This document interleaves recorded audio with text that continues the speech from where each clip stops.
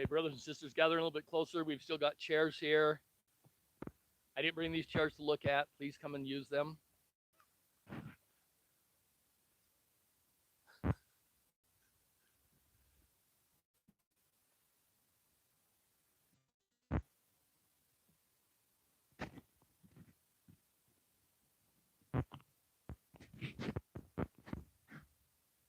Here to pay our respects to Teresa, mother, grandmother, great grandmother.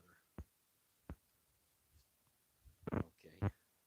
Um, this is sacred ground that you're on. I'm Troy Martin. I'm a son-in-law, and I've been asked the family to conduct our services. Thank you for being here. I think Teresa would be very proud of everyone here. We'll follow the program. We'll begin with an opening prayer by Don Smith, a son-in-law. After our prayer, Hillary, a daughter, has been asked to read Teresa's obituary. After the conclusion of Teresa's obituary, we'll turn the microphone over to sharing of memories. After the sharing of memories, I have been asked by the family to have some closing remarks, and then the gravesite will be dedicated by her son Craig.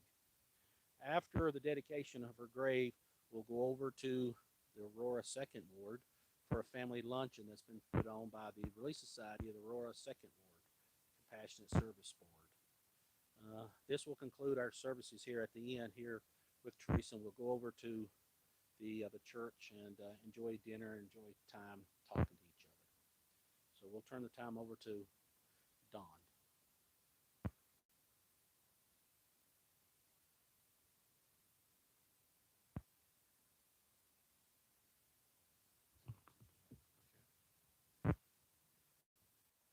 With humility and love in our hearts, we express our love for this wonderful person, Teresa Thompson. We're grateful for the plan of salvation that brings us all together.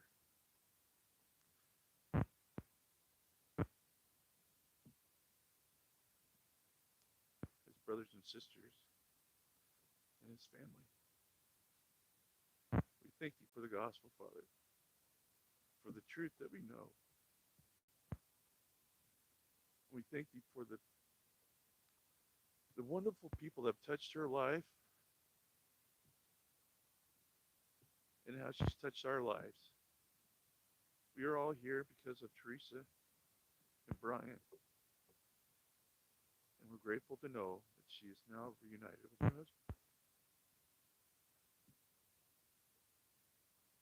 We thank you, Father, for all these things, for the loving people that took care of her all these years, the sacrifices they have given. We ask you, Father, guide us by thy Spirit today to be able to share and enjoy the thoughts and testimonies of those that are here today. Again, Father, we're grateful for family, which we are all one.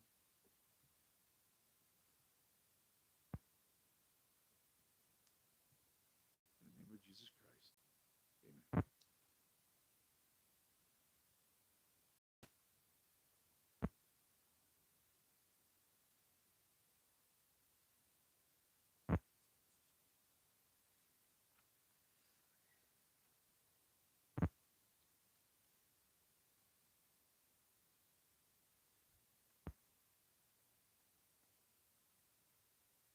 Marie Teresa Gonzalez Thompson, 88.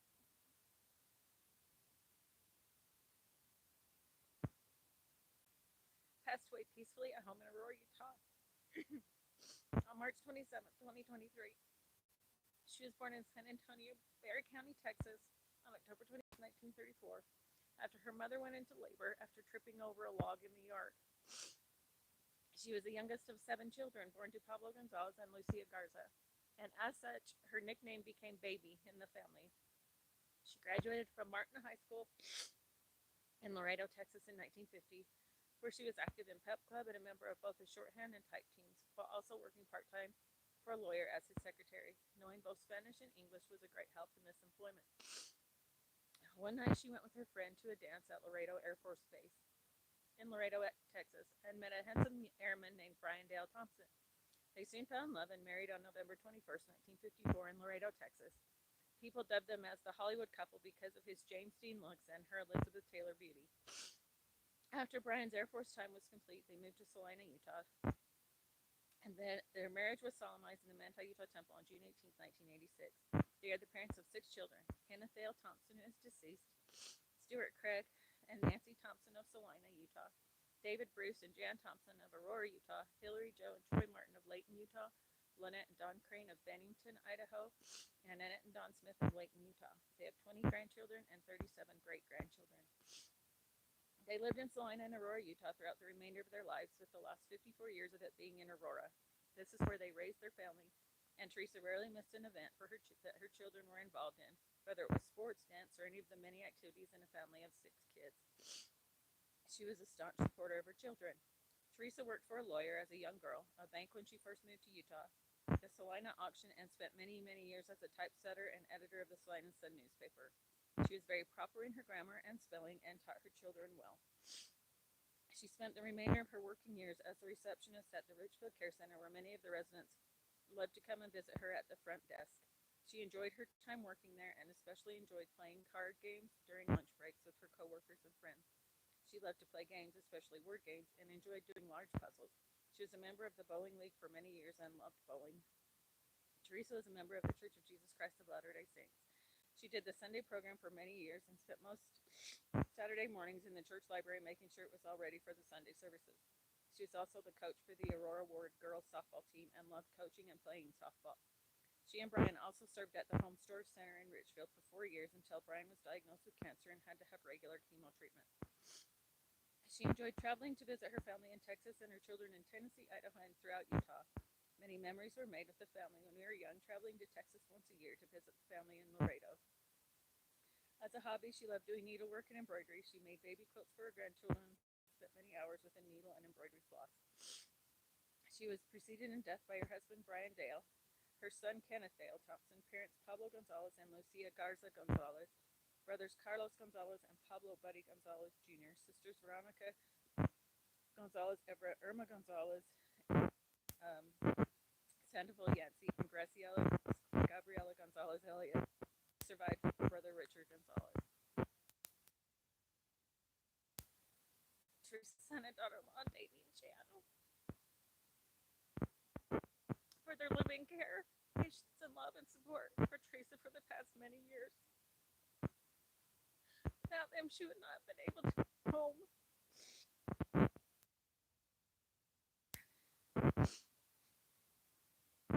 And we'd also like to thank the home and healthcare and hospice nurses, Jessica, Kristen, and Heather, for all their care and support. Their kindness, patience, and love were more than we could have ever asked for, especially during the last 2 days of her life. So now we just want to open the mic if anybody has any memory they'd like to share. Okay. Paragraph. So if you have any memory you want to share, now's the time.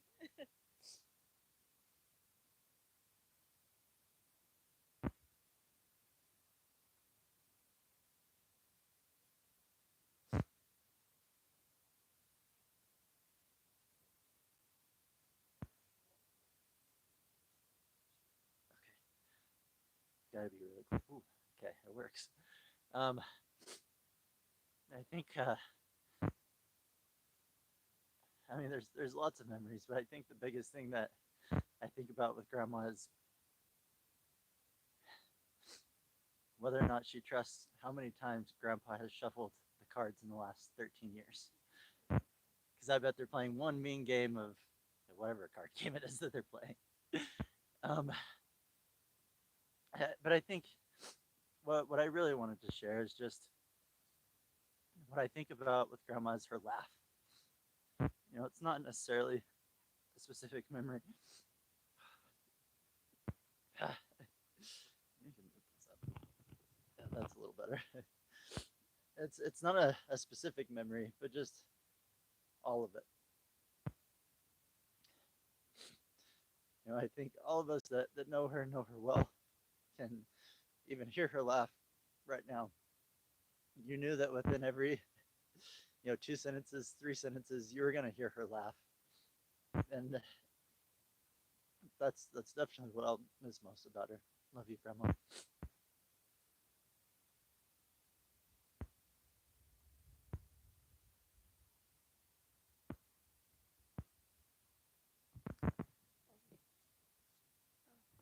Sorry, it's not as tall as Jared. I think, like Jared said, just so many fun memories with Grandma. But I didn't even prepare anything. I don't know if you guys did, but I'm like, my mind's going all over. But I just remember coming down to Grandma's house, Grandma and Grandpa's, and just playing card games and dominoes. And I feel like I always remember Grandma yelling, saying, "Shut the door!" That door, and just silly things that she'd say, like cheese and crackers. Um, Coming over and pulling out the ice cream, the big tub of ice cream, and just, I don't know, just so many fun memories. And just grateful that she's with Grandpa again and that we get to celebrate her. Love you, Grandma. Okay.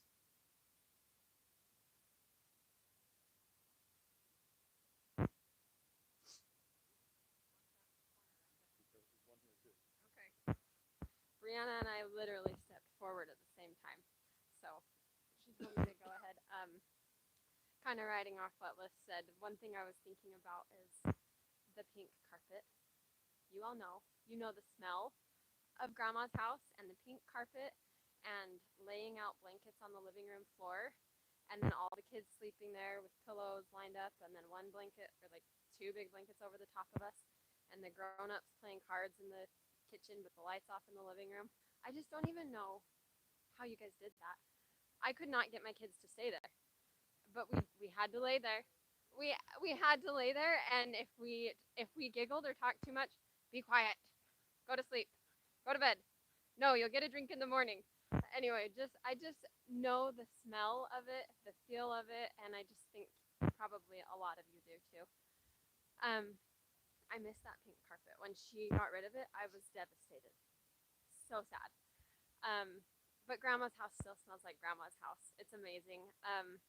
One memory that I wanted to share is when I was a freshman in college, I took a family history class and had to do an interview, a 2-hour interview with someone. And I thought, well, Grandma may not be around for that long, and I don't know if anyone has done this. So Bryce and Brianna actually drove me down here. Where's Bryce? There he is. So we drove down here, and I interviewed Grandma. She just wanted to talk, and it took 3 hours. And about 2 hours, and she was like, "When are we going to be done? I want to eat," because we were going to go eat after. And I was like, "Well, you're just talking so much that it's taking a while." So I interviewed her for a few hours and learned so much about her, and it was just a really special experience to be able to come and ask her like questions about herself from the time she was born until till that time, and just get to know some of the things about her. One of the things that I just have loved that she told me, one of the questions I asked her was, "What is your favorite thing about Grandpa? What was your favorite thing?" And she laughed, Jared, her laugh, and covered her face and said, "Oh, his hair." She loved his hair, and she said when he had cancer, that was one of the saddest things for her because she loved his hair so much. And so I just thought it just tickled me to see those little intimate things about her and learn those things. Yeah, I have it written down. I've tried to send it to as many of you as possible, and I really need to get the audio recording to you guys because she laughs in it, and you'll just love it so much. So I should get that to all of you, and I'll do that. But one other thing I wanted to share is that time when we came down here, we turned on her record player and we danced, and she was so funny. She's like, "Well, you have to plug it in. You got to get the hoochie-macalla into the thing," and it was just so funny. And Brianna and I were dancing and pulling her up off the couch and dancing with her, and she just yelled out, "Bryce, control your women!"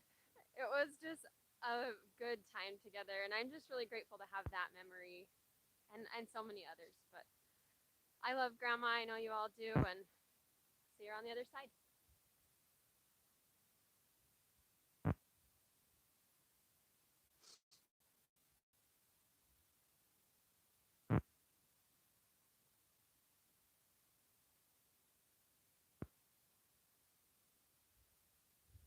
Okay, I guess I let Amelia go first, so she shared a good memory of the dancing. But when I think about Grandma, I think I've won a lot of two truths and a lie, because I am quarter Mexican, which not a lot of people believe with my skin tone. So I get to use that one all the time, which is fun.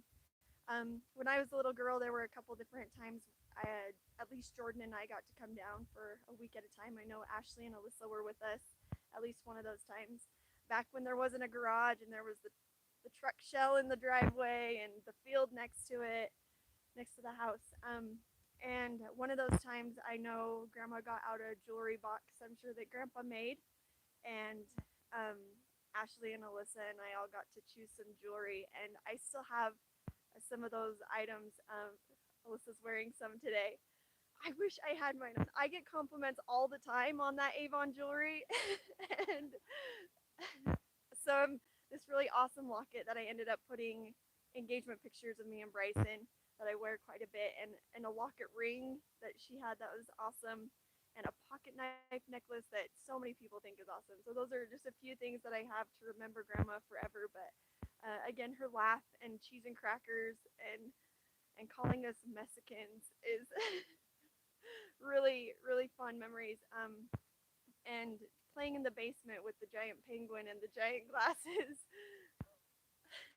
And I am grateful for the openness of her home. When we were there, it was like a second home. We weren't down here often, but when we were, it was a home. It was a comfortable place to be, and I'm grateful that Grandma created that environment for us. And um, I love you, Grandma.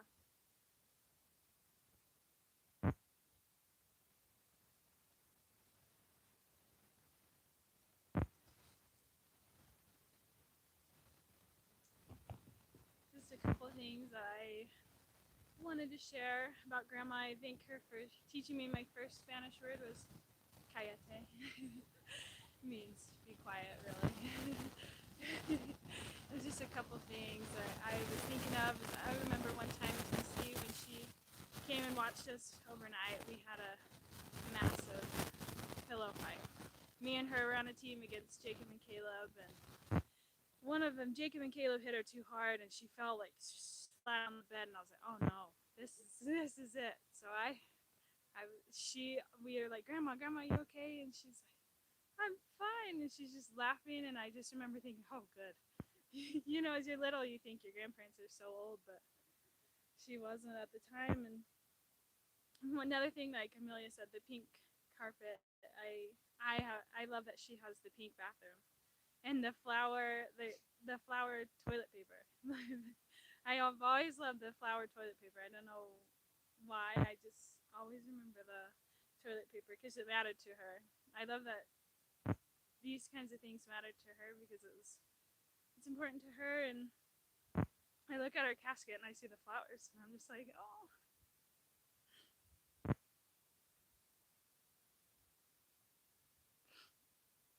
It's just precious, I know.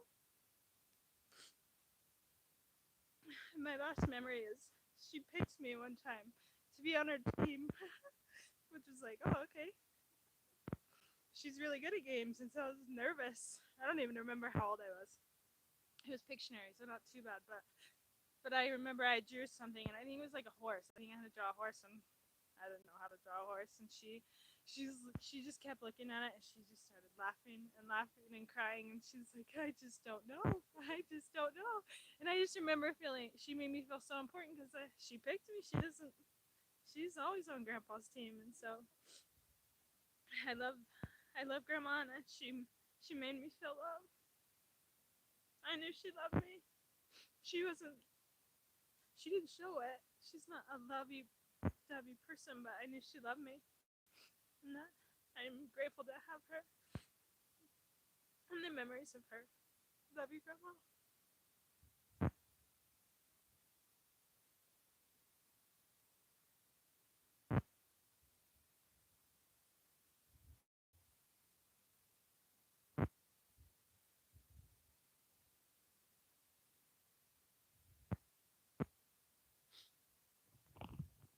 I'll try and be quick. I don't want to be too repetitive just because I know that a lot of us remember the same things about Grandma. Just how funny she was and all the funny things she would say. And I feel like her and Grandpa went so well together.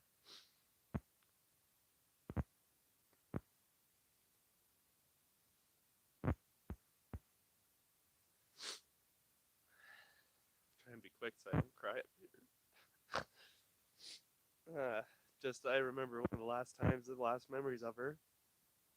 We had come down, I think, to see her for Grandpa's birthday.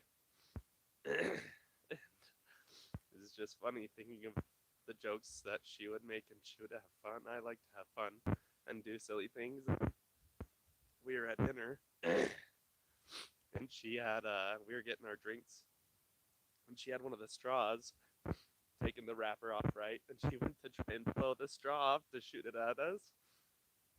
She was holding the wrapper, and she couldn't blow it off because she was holding the wrapper, and she couldn't figure it out. And she just goes off fooey and just throws it. It's just one of the things that I remember about her, and just makes me laugh thinking about her and all the same memories you guys have. But I'm just grateful for Grandma and the memories, and just say love you, Grandma.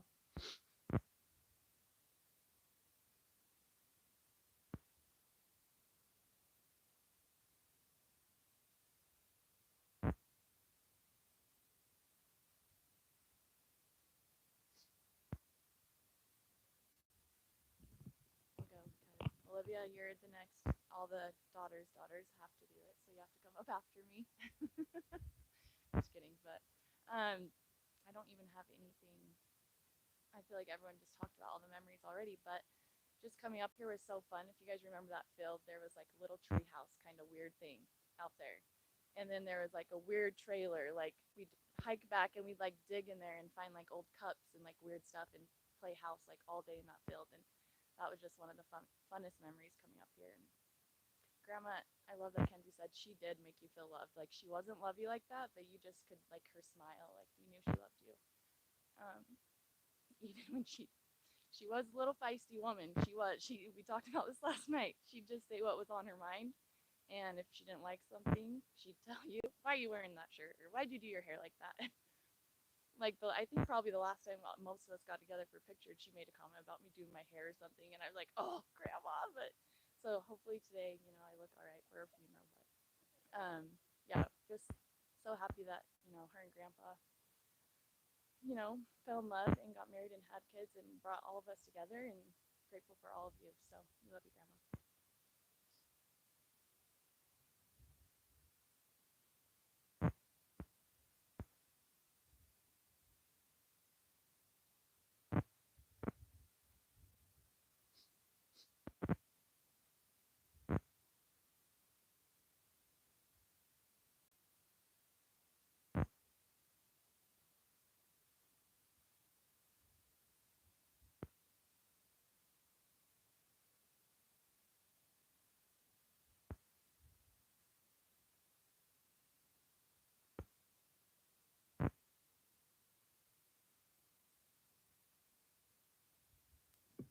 I really expect Don Smith to get up here in a minute.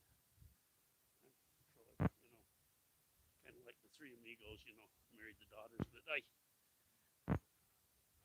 have to tell you that I feel so blessed to be a part of this family. I love every one of you. You made me feel welcome, and I feel like a part of the family, just like I was born into it. When Lynette and I got engaged, she brought me down to show me off to my parents, I guess. It was kind of a little bit, scary in a way. And I remember that Teresa had prepared a very nice meal, and it was really good. And and I probably made a pig of myself. But then I walked out, and I can't talk about things without talking about Brian because they were one in my the way I look at it. But then I walked out to ask Brian for his daughter's hand in marriage, and it was scary. I remember a little bit, but he was so gracious, and they accepted me into their family so much. And I just wanted to say to the children of this family, Craig lived in Aurora, and they loved the fact that he was there with his children. I remember going over there several times with Brian when we were down here, and they agonized over that when they left. They had to go to St. George to work. And Davey, they were so proud of the success you had. Really, really proud of you and Jan. You know, the way they talked about you just made me feel good. And then these girls, when they met us three guys, they were so supportive and so attentive to all of our needs. I think made sure that none of us had anything in our lives. We're just poor, living on love. And I remember Teresa coming and just making sure that we were good. Almost every weekend it seemed like her and Brian would show up, or if they didn't come together, she would come up and spend time with us. And I really enjoyed that. I really do. I appreciate the love and concern they had for us. One last memory. The six of us were down here one time playing Annie I Over and house and throwing it over, and it was really getting competitive. And we all wanted to win, and we wanted to start running through the house. And if you know Teresa, she loved her house. It was really important to her. She kept it really, really clean and nice. And I look back on that and I think how she must have just agonized over us. You remember doing that, Hillary, right?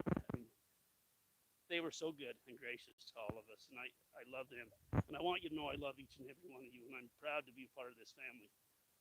I hope that this family can stay connected. Now that she's gone, we'll find a reason to stay connected. One last thing. I have never seen more Christ-like than Davey and Jan taking care of their mother. 13 years plus, more than 13 years, they took care of her. She was able to stay at home, and they were there. And it's just an example to me. And I know they didn't just happen to get that.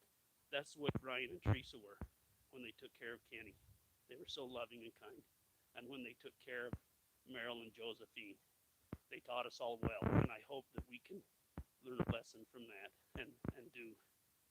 And thanks, Davey. Thanks, Jan. Appreciate you. We love you.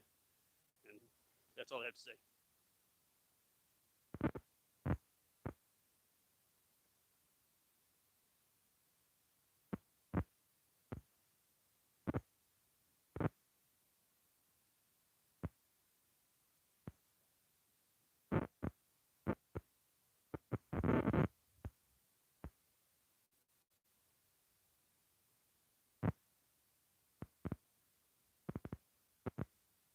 Is there anyone else who'd like to come up and say anything? Well, oh yeah. Well, they've asked me to just close the service. Some remarks I have. I remember Teresa calling her. I like to call her, make her tell her, or make her tell me that she loved me. I said, okay, Teresa, I'm not hanging up till you tell me I love you. She said, you old pest, I love you. And then she'd hang up. It was very heartfelt, but I always make her say it. And then I never, when anyone to, I'd call her and she says, what are you doing? She said, I got all my furniture turned over. I'm sweeping out all the cobwebs and everything off the springs underneath the couch and the chair. And I thought, wow, we're lucky to move it out and vacuum. But Grandma, she liked to make sure everything was clean. But, in closing, as a bishop, it's the greatest call in the church. I'm a bishop up in Layton.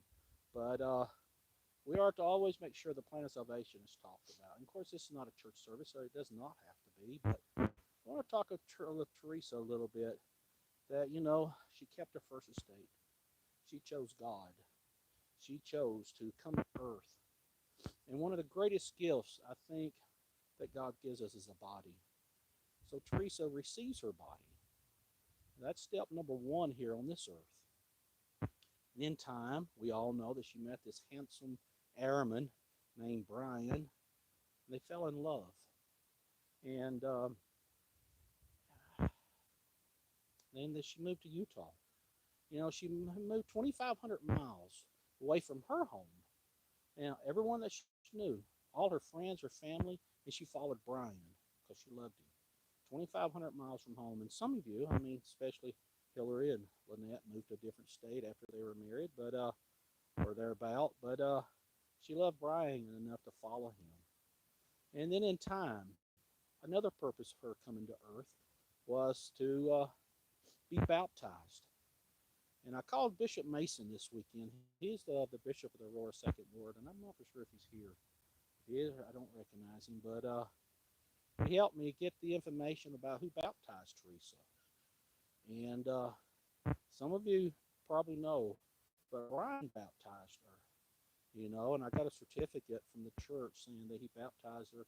And you know, this is a funny date, maybe not funny, but on April 6, 1957, today is her 66th anniversary as a member of his church. 66 years ago today, Teresa was baptized.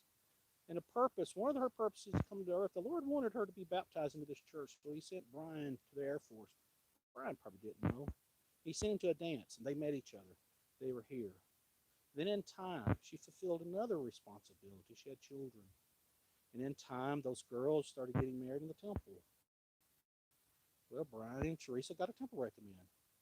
And they went there. And they were sealed together as a family. And she only had one last thing to do, complete her mission here on earth, and was to pass from this side of the veil to the next one. She lives. She lives as more so today than she has in several years. Teresa has accomplished and finished her mission. She joined this church. She was sealed for her to her husband and her children, most of them, for time in all eternity. She lives this day. How grateful I am for the resurrection. How grateful I am for the atonement of Jesus Christ that allows this to be possible. How grateful I am for those missionaries that found the Martins in Tennessee and taught us the gospel. How grateful I am that we stuck with it. How grateful I am for the resurrection this coming Sunday as we celebrate Jesus Christ and his resurrection and his he conquered death. We will all face this day. We will all face death, and we will all be resurrected, and we'll all be together as a family. Our quest now is to do our best here and strive each day to be better. How great to know that and know that this is not the end. And Teresa is lowered into that ground. That is not the end. We will see Teresa and Brian again. I leave us with you in the name of Jesus Christ. Amen. This will conclude our services here at the cemetery. That's true. We will now have a grave dedication, and that will be by Craig, her son.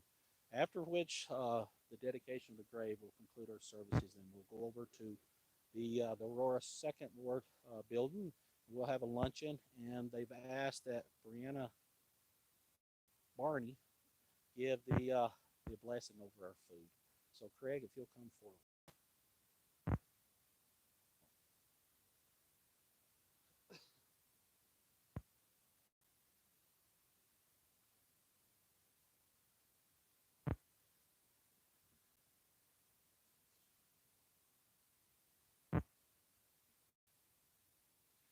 Father in heaven, we come before thee this day. We're thankful that we have this many people as a family to gather together. We have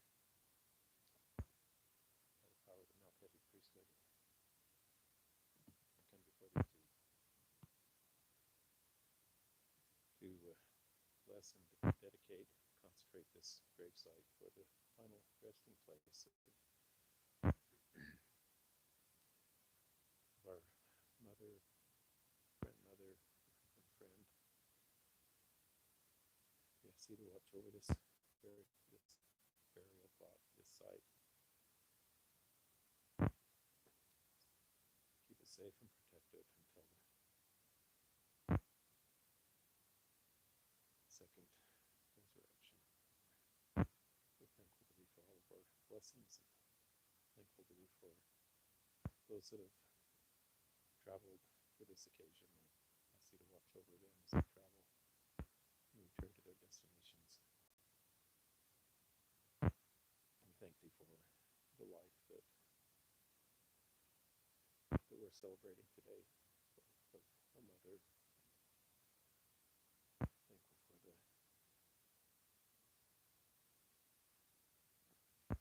Thankful for the love and care that she showed each one of us.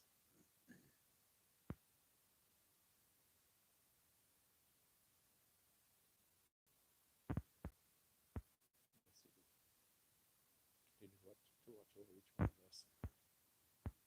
Keep us close as a family. These things we pray for in the name of Jesus Christ. Amen.